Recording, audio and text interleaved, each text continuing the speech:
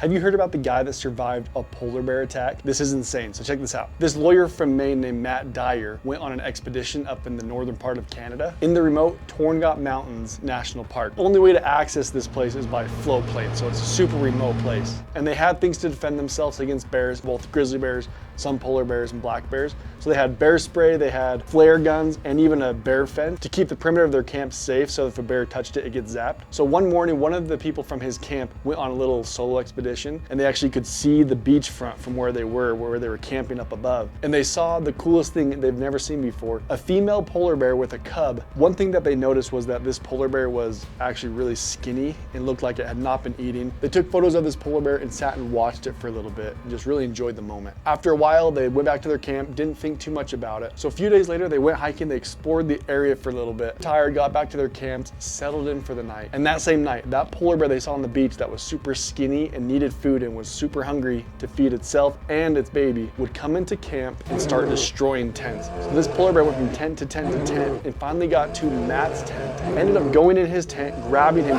pulling him out of his tent across the tundra, basically trying to make a meal of him, trying to get him away from the group so it could basically eat him and then come back for more. The first thing that Matt noticed was how raunchy and putrid the smell of this polar bear's breath was. And then his brain kind of kicked into fight or flight. I gotta do whatever I can to survive. Luckily for Matt, his friends had been awakened by the commotion and they all immediately grabbed their flare guns, started shooting at the polar bear with flare guns. The flares would go and explode a little bit, pop at the end, and the light would disorient the polar bear. And they did this enough times that eventually the polar bear lost interest, took her baby cub, and they ran. He only suffered 2 broken vertebrae, a broken jaw, and collapsed lung.